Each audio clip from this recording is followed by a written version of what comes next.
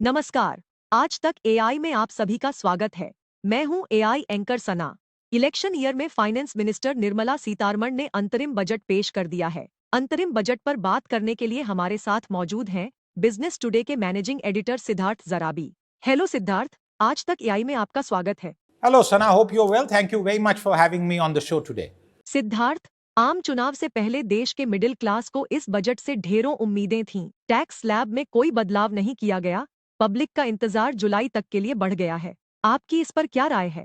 देखिए, आपने बड़ा अच्छा सवाल पूछा है सना, और इसमें मैं आपको एक बात बताऊं कि सी वोटर की सर्वे जो इंडिया टुडे ग्रुप में बिजनेस टुडे पे हमने दिखाई है, कंज्यूमर सर्वे, उसमें एक बहुत बड़ी बात निकल के आती है कि महंगाई के मार के बावजूद लोगों में एक उत्साह है, ऑप्टिमिज्म है, और प्रधानमंत्री मोदी की सरकार को लेके एक अलग प्रकार का रवैया है।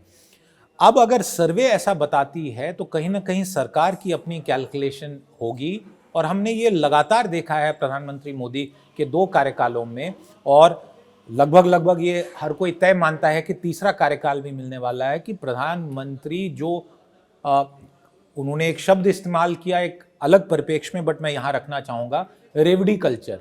तो प्रधानमंत्री ये साफ कर रहे हैं कि वो अपने विकास और अपने काम के बलबूते पे लोगों से वोट मांगना चाहेंगे। वो ये नहीं चाहते हैं कि कोई छोटे मोटे गिव अवेज दें जिससे सरकार और देश की वित्तीय व्यवस्था पे बुरा असर पड़े, और इस प्रकार से आज नहीं, लगातार 10 सालों में हमने देखा है। और ये भी बात सही है कि 2019 के परिप्रेक्ष्य में अब 2024 में सरकार की राजनीतिक स्थिति बहुत स्ट्रांग है। 2019 में जो कुछ अनाउंसमेंट्स हुई थी इंटरिम बजट में, कहीं ना कहीं पे उस टाइम का राजनीतिक वातावरण अलग था।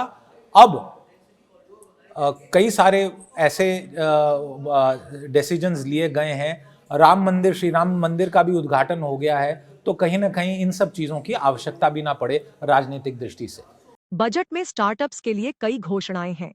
50 साल के लिए राज्यों को 75,000 करोड़ का इंटरेस्ट फ्री लोन भी दिया जाएगा। तो क्या इससे इकोनॉमी को बूस्ट मिलेगा? ये जो घोषणाएं हैं, इन घोषणाओं में से हमें 2-3 बातों को समझना चाहिए। पहला, जहां तक युवा शक्ति है उसको लेके सरकार लगातार फोकस बना के हुई है, क्योंकि बहुत बड़ी संख्या में फर्स्ट टाइम वोटर्स भी युवा पीढ़ी से आते हैं। और दूसरी बात, युवा स्टार्टअप रेवोल्यूशन जो पिछले कुछ साल से सरकार ने चैंपियन की, अब एक प्रकार से उसकी सेकेंड फेज, थर्ड फेज में इस बात को ले जाना चाहते हैं। जहां तक महिलाओं की बात है, महिलाओं को लेके जैसे कई सारी चीजों में हमने अनाउंसमेंट्स देखी। एक छोटा सा आपको उदाहरण देना चाहूंगा बजट में से, आयुष्मान स्कीम का एक्सपेंशन, सारे आशा वर्कर्स जो महिलाएं हैं जो उन आंगनवाड़ियों में काम करते हैं, तो ये भी एक बड़ी बात है। तीसरी बात जो मैं कहूंगा, जहां तक आपने ओवरऑल अनाउंसमेंट्स की बात की, तो कुछ विशेष बातें निकल के आती हैं, जैसे घर के ऊपर सोलर, और उस सोलर में 300 यूनिट बिजली फ्री, और जो आप अधिक उत्पादन करेंगे उस पावर को आप ग्रिड में बेच पाएंगे। तो रूफटॉप सोलर की एक मुहिम है। ईवी को लेके चार्जिंग इंफ्रास्ट्रक्चर, बहुत सारे हमारे युवा भी, महिलाएं 2 व्हीलर और 4 व्हीलर इलेक्ट्रिक व्हीकल्स को खरीद रहे हैं, बट चार्जिंग इंफ्रास्ट्रक्चर कहाँ रहेगा, इसको लेके सरकार ने घोषणा की है।